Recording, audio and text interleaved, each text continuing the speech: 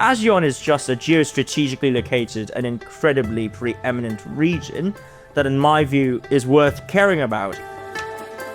No state in Southeast Asia, no matter how proximate and how intertwined they are with either end of the Sino-American spectrum, is going to say we're with China or we're with the US. That's just not going to happen. These are the reasons why getting ASEAN's act together and for these member states to truly become one as an economic bloc is so important. China's got to bolster domestic consumption. That is the only solution. If you can't, prop it up, then no one's going to buy these brilliant goods, okay, however many millions of them you make.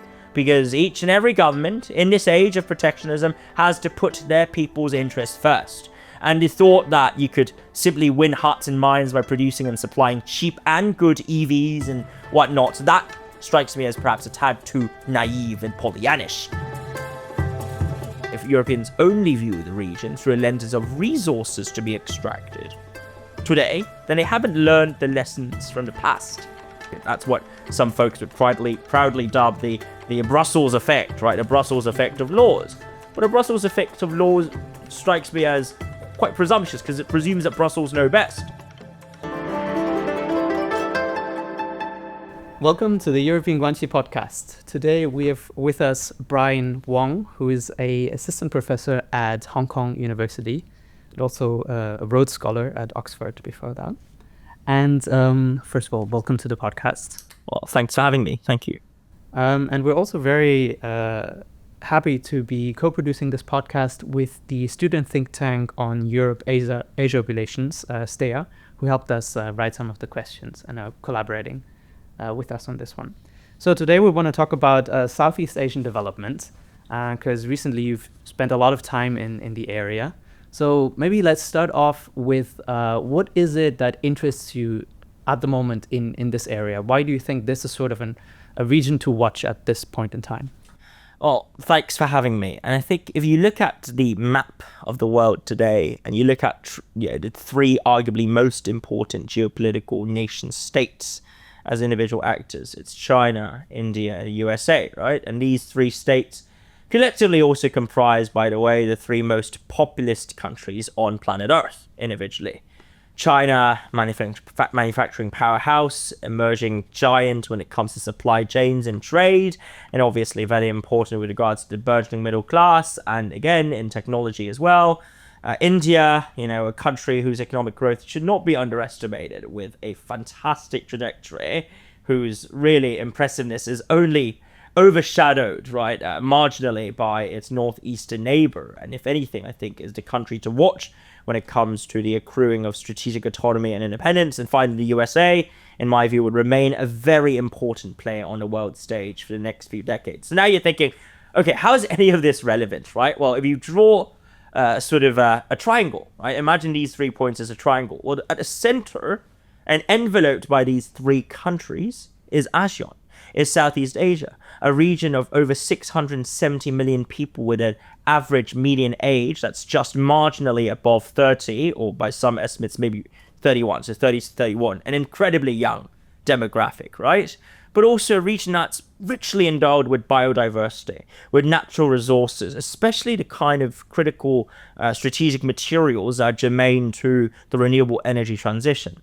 And of course, last but not least, it goes without saying that with the long coastlines of both continental and also the island or the non-continental components of ASEAN, as well as, of course, the proximity to South China Seas, the Malacca Strait, the Indian Ocean, the Andaman Seas. Look, ASEAN is just a geostrategically located and incredibly preeminent region that, in my view, is worth caring about, even without all the interesting sort of foreign policy movements and developments that we've seen in the past couple of decades in the area. But on a note of foreign policy, recognize that, of course, ASEAN, the Association of Southeast Asian Nations, can have its roots traced to the CETO, which was, of course, the entity that was established with American support and backing in the early days of the Cold War as a containment mechanism against the rise of communism in Asia. And yet, since the end of the Cold War, right? What had originally been Sito then emerged into ASEAN. Then, of course, after the end of the Cold War, ASEAN was no longer positioned as really this sort of anti-communist bulwark in Asia. And instead, there was increasingly talk of the pursuit of non-alignment, or as I like to call it, what seems to be non-alignment, but is in fact multi-alignment. And that is to say, today, if they could have ASEAN states behave, even if we're talking about countries that are the most, favorable towards, say, China or India or the US, especially in a Sino-American equation, they're still engaging in hedging behaviors. No state in Southeast Asia, no matter how proximate and how intertwined they are with either end of the Sino-American spectrum, is going to say, we're with China or we're with the US. That's just not going to happen. Right? And the best means for them to maintain that sort of overarching neutrality is via pursuing partnerships with a wide range of emerging and also pre-existing powers, whether that be the European Union, a very important actor unto its own, and we'll get into that shortly, or the Gulf Cooperation Council and countries in the Gulf, of course, given the religious connections via Islam, between Indonesia, Malaysia, and also other countries with significant Muslim populations in Southeast Asia, and of course the Gulf Cooperation Council, right, which remain very, very important players in both the global energy trade and also in terms of Islamic politics. So long story short, these are all partners that ASEAN is currently courting, and of course you can throw into the mix long established ties between the region and Japan, right, where JICA, was really in many ways the prototypical provider of FDI into ASEAN after World War II. It was not so much China, of course, back when it was just a fledgling economy. And certainly when it comes to America, as comparing American and Japanese capital in the 1980s and 90s had distinctively more know-how, more expertise and understanding of vast swathes of Southeast Asia, apart from, say, in perhaps Thailand, of course, which has long enjoyed incredibly robust defense ties with the US. So long story short, these are a plethora of reasons as to why I find the region fascinating, historically, politically, economically, you name it. And that's also why I spend so much time traveling there. And also, the beaches are incredible, and you have to try the Bun Bo Hui in Vietnam. It's so nice. Okay. I wanna. This is very interesting, and I also heard all alignment before, apart from non and multi alignment. This is very interesting, and I want to talk about what the chances for the European Union are in this.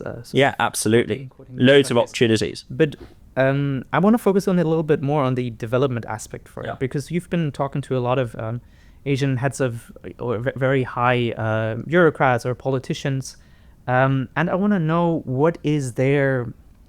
how do they want to develop? What's their strategy at the moment? But with the background that we know that East Asia developed a lot through export manufacturing, integrating into global value chains, globalizations.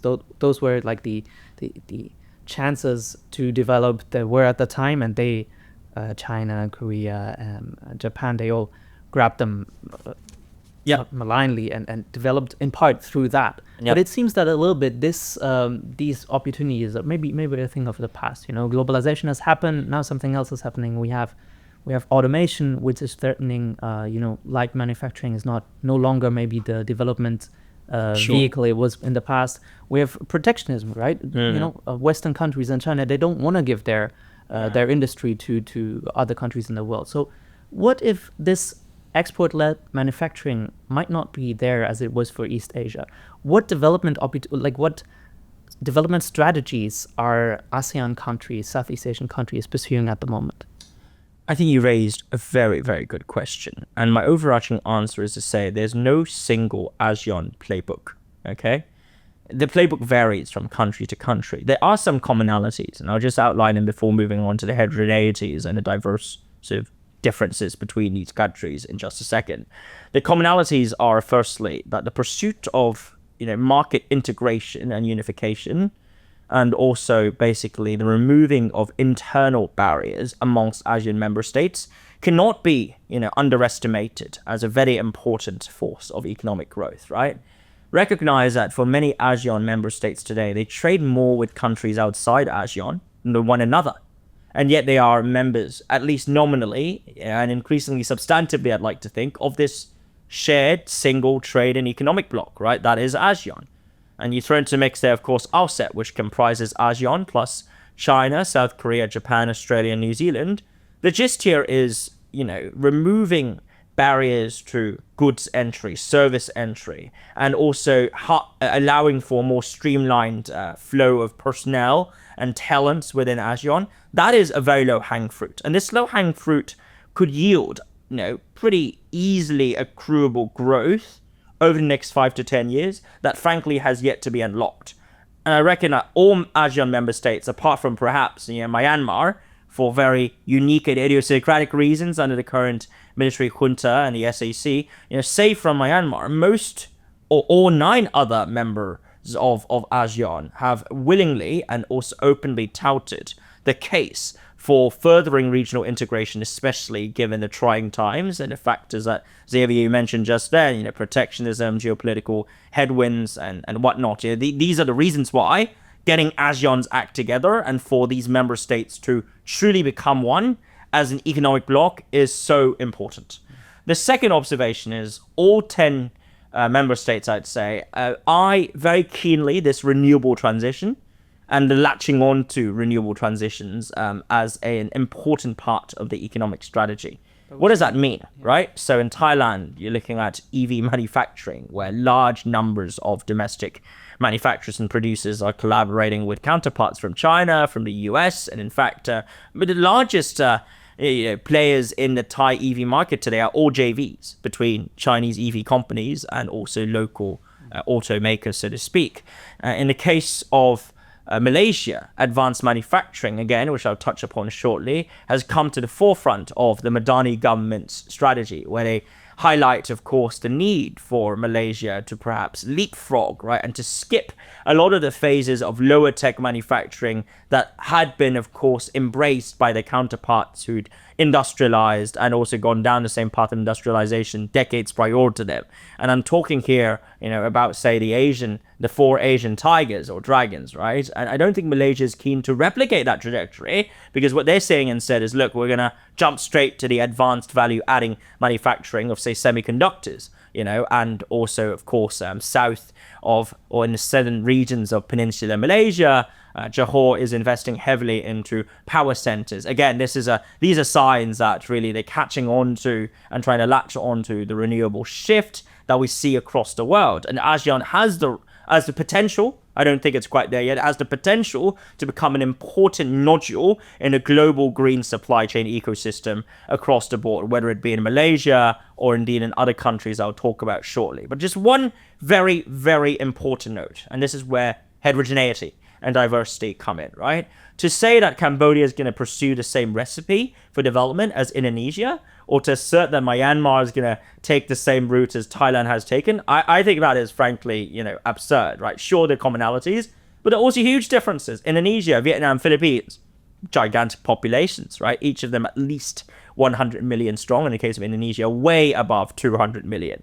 Right, and Vietnam and Philippines are both highly populous. So in that case, right, in these contexts and countries, a more labor-intensive growth strategy that aims to, for instance, create a more labor-centered service sector and service economy. In Indonesia's case, it's tourism. In the Philippines' case, it's essentially having these digital call centers, right? Which, of course, some folks believe AI can replace and automate, and that's going to be another struggle there. And finally, of course, in Vietnam's context, cheap wages, low wages, and what I would predict as likely to happen is more deregulation and also laissez-faire easing of market restrictions under General Secretary Tho Lam. The overarching objectives here are to position themselves as basically the next China's, right? But the next China's with an asterisk, and that's to say they're not going to replicate entirely the Chinese playbook either, because the Chinese playbook is far more state-driven, far more bureaucracy-enabled and fueled than any of these 3 countries, where the state capacity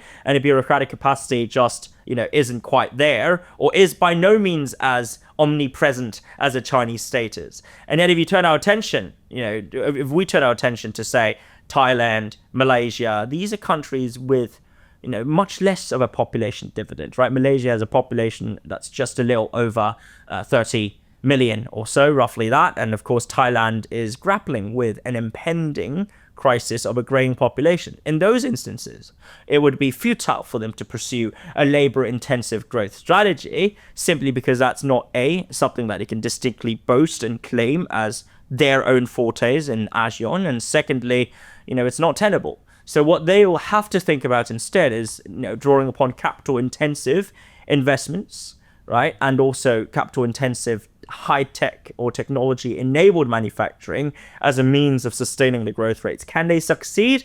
I'm a bit more optimistic and hopeful about Malaysia than I am about Thailand, and given the political instability, but also the over-concentration of development around Bangkok and the Bangkok region in Thailand, as well as, of course, fundamentally issues of corruption and bureaucratic inertia. And yet that doesn't therefore mean that Thailand's economic growth is to be forsaken and is something that we should necessarily overlook or neglect, right? I don't think the jury's out on this one either. So the jury's still out on this one, rather. So there's no established verdict on what's going to happen to Thai and also Malaysian economies. But finally, then, there are what I call the stragglers, right? Countries that are struggling to latch on to either the labor-intensive or the more capital-intensive approaches to growth. And these include, of course, Laos, as well as Myanmar, right? Myanmar would have been a very plausible manufacturing powerhouse had it not been for, all that's happened over the past 15 years and the rollbacks to its democratization efforts under the military junta. And in the case of Laos, yes, it's true that Chinese investments have supplied the country with much needed transportation infrastructure. All you need to do is to travel and take the railway that takes you from Vientiane to Bataan. It's brilliant, it's amazing. And yet, despite the improvements in interconnectivity, challenges such as brain drain, capital flight, and also enmeshed corruption render growth in Laos a rather challenging push and campaign, so to speak, for even the powers that be in the very country. So that's, I guess, a very bird's eye view, survey of what's going on in the region. I hope that made sense, and thank you for bearing with me. I love you emphasizing the heterogeneity, because my question was indeed too generalizing. Having said that, before moving to Europe, I want to quickly ask another question about, maybe it's one of these broad questions. Yeah. Because you were talking about the GVs with Chinese companies and so on. Now we live in potentially the new era of great power competition. And there's been said a lot about China 2.0, foreign investment moving from China to Southeast Asia instead. Yeah, 出海, right? Yeah. Moving overseas, yes. Do you think, on a whole, that the Southeast Asian regions, or maybe particular countries, stand to gain more from the Sino-US competition, or to lose more? Brilliant. Overall. Yeah. Brilliant ask. China Plus One is a phenomenon that applies and is a label that applies neatly to not just behaviors of MNCs, but also the Chinese companies. That's what I've been saying all along. It's not just about de-risking that's motivating European and American MNCs to relocate their supply chains and manufacturing out of China, or prior to that, of course, it was the comparative differentials in wages, right? That meant that Southeast Asia was, for at least the past 10 years in many places cheaper than China, right? With the exception of, say, Singapore, of course, when it comes to manufacturing, and Brunei as well. So evidently, there's the trend of corporations moving abroad and relocating the capital and assets, not just MNCs, but also Chinese players, SOEs, and private enterprises as well. If you look at the actual capital flows as to where most of these manufacturers have chosen to establish their offshore, manufacturing grounds or secondary bases, there's been primarily two countries that benefited disproportionately from this. And the first is Vietnam, of course, as a country of which political system is in many ways quite similar to the Chinese, but with, of course, important variations when it comes to the role of the market and the private sector, and the extent of influence the private sector actually has over decisions and policies. And the second most direct beneficiary is Malaysia, and that's where, again, the more advanced manufacturing-centered supply chain relocation processes have largely, been heading towards, right? And that's why if you look at, say, the manufacturing of advanced electronics, of semiconductors, of even, select robotics companies and EVs, whatnot, these firms that we see in China in these sectors have chosen, to relocate parts of the supply trade operations to Malaysia in lieu of what had previously been favored in the 2010s or the 2000s, and which was Thailand, of course. Thailand was at some point, the default go-to place for Chinese automakers who wanted to have a cheaper home base that you can nevertheless count on having enough stability and reliability in. Now that recipe, that claim, to stability, sadly, is no longer something that Thailand could perhaps hold up, with pride and also confidence. I do hope, of course, that whatever's going on right now with Paetong Tan and also the struggle between PT and the military would get settled soon, but I'm not holding out much hope for that. So Malaysia and Vietnam have stood to gain, immensely from the offshoring and relocation of Chinese firms, and then there's also Indonesia and the Philippines to varying degree. But both of these economies, of course, have challenges of their own in their relationships with China. The Philippines, of course, given what's happening in the South China Seas and Sino-Philippine tensions, as well as American strategic priorities in the region. That means that the Philippines, as a very important defense partner of the US, has to side with the US, but also in siding with the US, it derives, important national security gains and protections. And that also means, however, on the other hand, that the trade relationship between China and the Philippines, despite still going strong, China is the Philippines' largest trading partner, has nevertheless been tainted somewhat by the national security and also defense connotations and considerations, right, that are obviously pushing the relationship in opposite direction.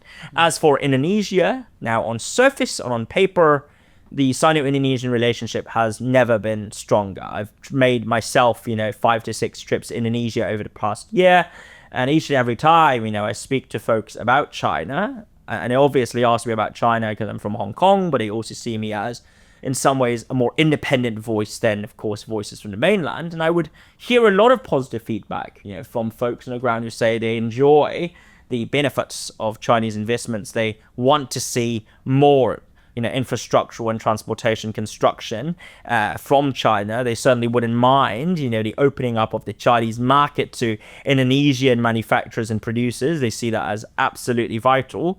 But there are undercurrents and there are concerns of which shadows and also to some extent silhouettes one could see in other parts of ASEAN. What are these concerns? One, concerns about Chinese quote-unquote excess capacity, overcapacity, you name it, right? And frankly, to put it bluntly, the worry is that Chinese manufacturers and the goods they create, in fields such as EVs, lithium batteries and solar panels or photovoltaic cells are so good in quality and are so cheaply and competitively priced that, frankly, by allowing them to come into Southeast Asia, these Southeast Asian governments are basically writing the suicide notes for their own companies. Now, that's a huge source of consternation and concerns, not just amongst the local workers and a working class, who fear losing their jobs because of this, but also, high net worth individuals, investors, conglomerate CEOs, tycoons whose livelihoods are intertwined with the viability of their own corporations and competitiveness in these industries, right? So I would say the Chinese need to be mindful of that for, if they were to continually export their excess capacity southwards, thinking that, Southeast Asia is going to take these goods and handle them far better than Europeans will. They will not erect these barriers. They will accept them lying down. Then that's just wrong. That's just delusional thinking. Because each and every government in this age of protectionism has to put their people's interests first. And the thought that you could simply win hearts and minds by producing and supplying cheap and good EVs and whatnot, that strikes me as perhaps a tad too naive and Pollyannish.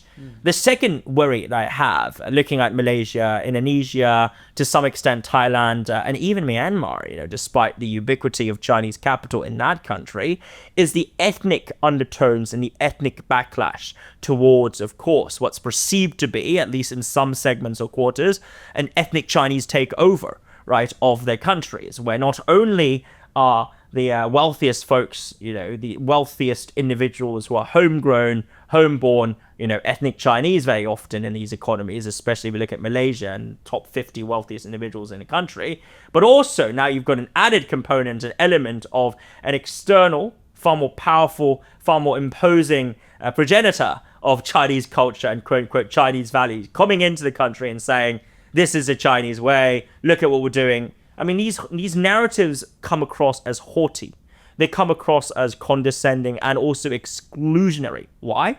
Because in emphasizing the Chinese-ness, right, of themselves, many of these Chinese companies inadvertently rub, non-ethnic Chinese populations in the wrong way. And they feed into and they reify fears, again, of ethnic Chinese dominance and control of economic assets, which had long been a trope wielded by racists, by bigots on the ground, and also individuals who are not maliciously, motivated and are just quite simply conservative about the presence of ethnic Chinese folks in their countries, weaponized and utilized by politicians along these lines to castigate not just China, but also the ethnic Chinese populations domestically. That's something we have to watch out for, especially because, there's a tendency on a part of Chinese state apparatus to sometimes frame any and all ethnic Chinese overseas as a part of this united front. Oh, you're all Chinese, we're all Chinese, 我们都是华人.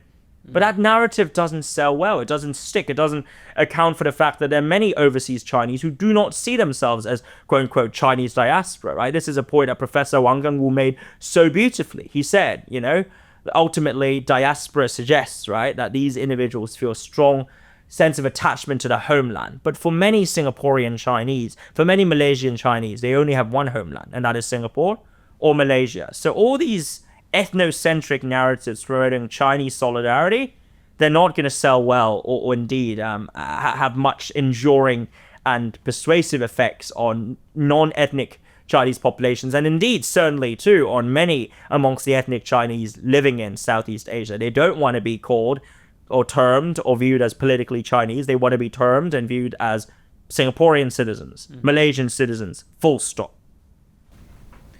Wonderful. I love the nuance. So maybe we could say that, yes, on the one hand, some positive aspects that could arise from the Sino-American competition in terms of, China 2.0.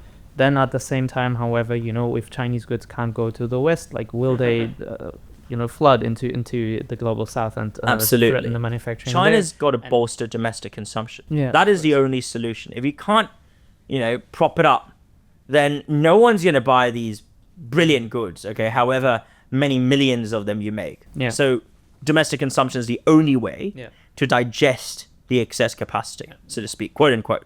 Yeah. Since we're the European Guanxi Podcast, I have to ask one question about Europe. So I've heard from many people now that actually European involvement in the region might be welcomed by the by ASEAN, because of the all alignment, because they serve as another alignment partner. So you're not too reliable. You don't have to choose between the big two, China and the United States. You have other partners, including the European Union. So, but I feel that sometimes the European engagement with the region has been a little bit short-sighted. There is various contentious topics that you can talk about, like palm oil, like the Indonesian downstreaming industry, where they banned the export of raw nickel, right? And the European Union sued against that at the WTO. They won because it did violate WTO principles, but at the end of the day, the Indonesians felt like, why are you sabotaging our development, And at the end of the day, you could also think that if nickel refining is dominated by China, and if Indonesia tried to draw a little bit of that nickel refining from China to Indonesia, wouldn't that be in line with the European de-risking strategy of, diversifying their raw material supply? So you could think that would actually strategically make sense. However, because they held on to those WTO principles, which are there for a reason, but, maybe that was not too smart.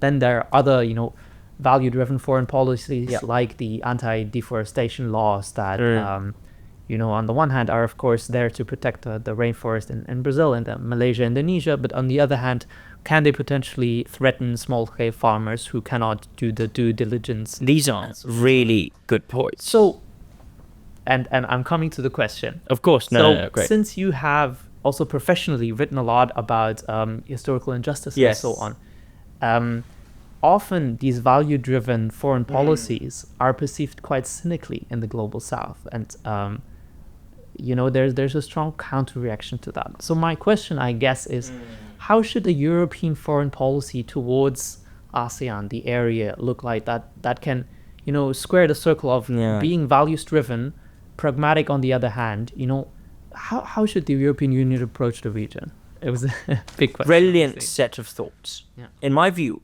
the most compelling value proposition, rooted in values for the Global South, would be reciprocity. And reciprocity is not just a present time frame bound concept. It is a longitudinal concept that tracks what's happened in the past, what's happening today, and what's going to happen in the future. Let us not forget that many European empires of yore benefited immensely from extraction and exploitation from former colonies in Southeast Asia. The only country in Southeast Asia to have never been colonized formally is Thailand, right? Indonesia by the Dutch, Malaysia, Singapore, of course, by the English, right? The Philippines by the Spaniards, and then the Americans, so on and so forth. So it goes without saying that I think if we only, as Europeans, okay, if Europeans only view the region through a lens of resources to be extracted today, then they haven't learned the lessons from the past. And that's because whilst Southeast Asia does have plenty of resources that could be useful for the Europeans, and I certainly think Brussels would benefit from more cautious and also, egalitarian engagement with its counterparts in Southeast Asia over critical strategic material stockpiling, right? Including but not limited to cobalt and nickel. Cobalt from the Philippines, nickel from, of course, Indonesia. I certainly think the European Union would benefit from having more trade agreements, more treaties, and more investment deals pushed through where they could supply, of course, these countries with the technologies and also the capital required to finance extraction and processing of these important metals and important goods all around, or commodities. And yet that must not take place at the expense of the rights and interests of people on the ground.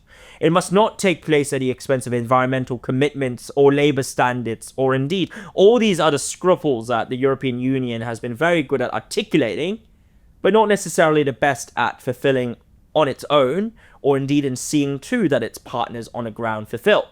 So ironically, I don't think Brussels imposing, these demands that the producers and the processors comply with these requirements goes against the grain or goes against the interests of the Global South. If anything, I think a more stringent and rigorous upholding of these standards, as well as the providing of resources to actors who need these resources to meet these standards, is a normatively important part of the Europeans' commitments and also obligations towards ASEAN. So that is a way, that is a pretty, substantively and also roundabout way of answering your question, firstly, on the principle front of the equation at hand. Yet secondly, there are also just lots of areas where these trade-offs you highlighted there may not necessarily take place. And I do think that they are low-hanging fruits that Brussels and also other European capitals should really seize the opportunity to deepen. I'll give you 3 examples. 1, digitalization, right? Top of mind for many of the countries in ASEAN today is the digitalization of infrastructure, digitalization of commerce, and also the regulations and the laws, as well as protection of individuals' rights, privacy rights, copyright rights, all of these rights and so forth associated with the digitalization charge. This is where the EU, with the GDPR and also its long-established regulatory regime, has a crucial role to play in allowing for, not just standards alignment, but also improvements in best practices and sharing best practices and knowledge with the colleagues in ASEAN, not through the lenses of, I'm teaching you what to do, but more in the lenses of, let's work on this together. And maybe in this process, right, where both the EU and ASEAN can embark upon a dialogue on AI regulation and governance, both sides could stand to gain from this exchange of ideas, as opposed to a more sort of one-way and unilateral approach where the ASEAN is told you must comply with the EU's laws or otherwise you cannot access the European market. That's what some folks would proudly dub the Brussels effect, right? The Brussels effect of laws. But a Brussels effect of laws strikes me as quite presumptuous because it presumes that Brussels know best. But does Brussels actually know best? That's something that I guess Brussels will have to answer for itself. The second area where collaboration can be sought is trade. And of course, European Union Commission President Ursula von der Leyen has earlier this month said, right, last month, July, said that she firmly believes there's room for the EU to explore deeper engagements and ties with CPTPP. This is a sign, and this is in many ways emblematic of what I call inter-bloc trade deepening and consolidation, where not only is consolidation taking place within blocs, so to speak, with regards to harmonization of standards and removal of tariffs, it's also taking place between economic blocs. And yet this process would, of course, be more daunting, more challenging, and filled with impediments along the lines of, say, bureaucratic and vested interests, or alternatively incompatibility in the stages of development, right? You contrast the EU versus ASEAN, there's clearly a huge disparity in the average income and also the average, stage of human development across the two regions. Although when it comes to human development, actually, the gap is narrower than expected. And yet, how can we ensure that whatever emerges through free trade negotiations can benefit producers and manufacturers of processed goods in ASEAN, as well as, of course, the European Union that's seeking to diversify away from China and also, to a lesser extent, increasingly thinking about de-risking from Washington? Well, ASEAN presents a very compelling, alternative there, right? But a key prerequisite for a sustainable relationship is one of mutual respect. Europeans have to learn to see the value and also autonomy and the importance of autonomy in ASEAN. And I think ASEAN would benefit from hearing the European side of the story more often and more frequently, in contrast to just the Chinese, the Indian, and of course the American perspectives on matters such as international trade. Could there be a tentative modus vivendi where the two regional blocs agree to become partners in defending multilateralism in an age of ascendant unilateralism? That, to me, is a very interesting question to ponder. And finally, education, people to people, and academic ties. It goes without saying, right? These are very important to facilitating trust, building up bonds, and also humanizing the other. And in the case of both Europe and also Southeast Asia, these are places that I have a lot of time for. They're wonderful, with rich, incredibly rich and also plural historical and cultural traditions. It's thus vital that they come to learn from one another through more cross-border knowledge exchanges and partnerships as well. So there's a lot for the European community to be sought and uncovered in ASEAN, but just remember, do not see this as an extraction operation, as an operation where you take, and you stockpile, you get all the resources you need, okay, critical raw materials, CRM, done. That, to me, is the wrong mindset. Think more prudently and think in a more, fundamentally fair and inclusive manner that acknowledges the agency and also respects the needs for leaders in ASEAN to grow their own economies and lead the countries in their own ways, as opposed to pointing fingers at them and saying, you should learn from us, we know best, you don't. That's my advice for those of you who are listening back home from Europe, which is a wonderful, wonderful continent. Wonderful. So we also got policy recommendation, cooperation on digital governance, trade, and educational exchanges. And I think especially on the trade front, obviously the trade agreement between, the political agreement between Indonesia and the European Union sends a very positive sign, actually.